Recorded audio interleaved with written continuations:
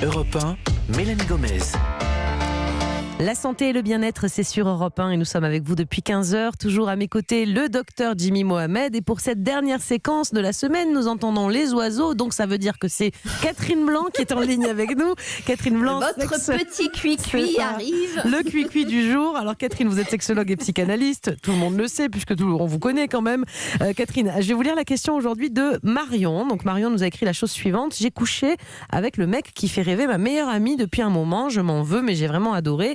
Est-ce que vous pensez que je dois lui en parler ? Catherine, c'est vrai que la situation peut créer quand même un petit malaise, je le comprends. Elle s'en veut, elle le dit d'ailleurs. Hein, mais bon, est-ce qu'elle a fait vraiment quelque chose de mal ? C'est pas comme si c'était le mec de sa copine, c'est celui qui lui plaît. Donc je sais pas.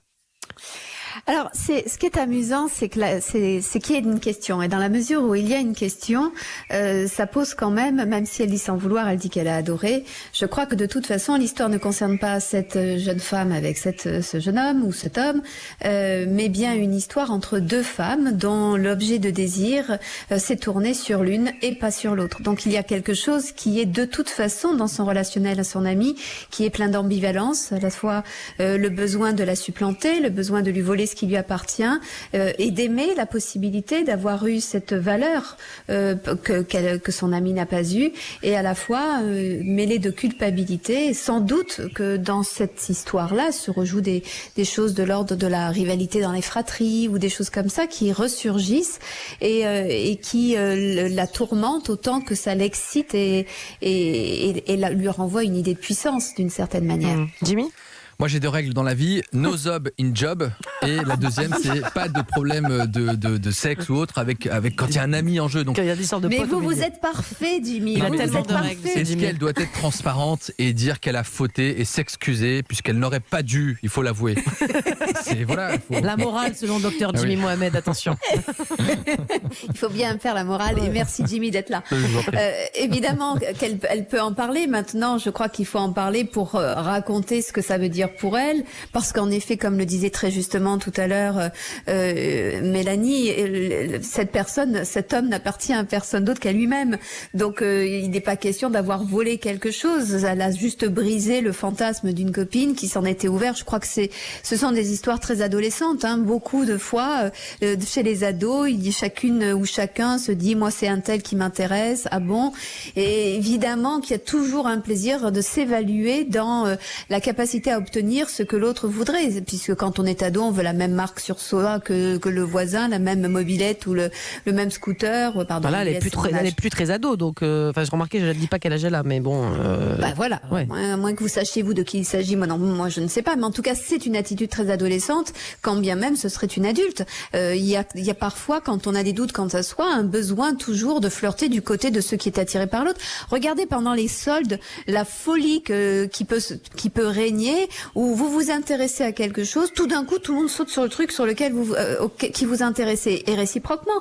Vous voyez quelqu'un qui a l'air d'être très content d'avoir attrapé un vêtement, et tout d'un coup vous vous intéressez à ce vêtement que vous n'auriez pas pris sinon. Donc il y a quelque chose d'assez pulsionnel dans cette façon d'exister, dans ce qui est censé être le désir de l'autre. Si l'autre a du désir et du plaisir, ou a de la projection que ça pourrait lui faire du bien ou du plaisir, eh bien inévitablement ça donne un goût un peu sulfureux et l'envie de se l'approprier. Mais comme dit Jimmy, ça n'est pas bien. Bon, après, si c'est arrivé une fois, moi je vais faire moins la morale que Jimmy. Est-ce que vraiment ça vaut le coup de lui en parler ? Alors je dis pas après si ça match avec ce garçon et qu'elle finit par se mettre en couple avec lui, peut-être. Là, il faudra bien lui en parler, mais on peut pas juste ne rien dire et puis voilà, c'est fini. On peut, bien sûr. Après, je pense que de toute façon, vu ce qui se joue, qu'elle a adoré, etc., sans dire d'ailleurs qu'elle risque de se reproduire, on le sent bien dans le message quand même. Hein. Ou que ça risque de se reproduire, ou qu'elle pourra pas tenir sa langue, ou que, etc. Parce que dans la formulation de la question, on a un peu le sentiment quand même que l'homme est plus un objet qu'il n'ait un vrai plaisir de rencontre avec des projets de partage à venir.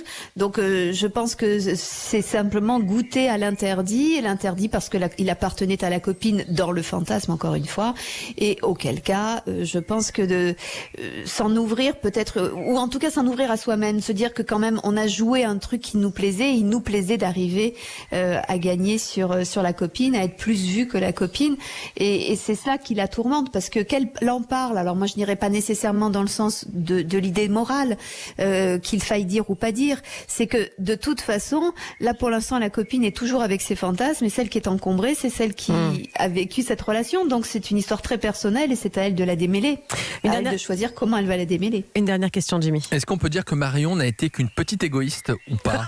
Il continue. Je pense que de toute façon, le désir érotique, le désir sexuel est de toute façon une expression égoïste.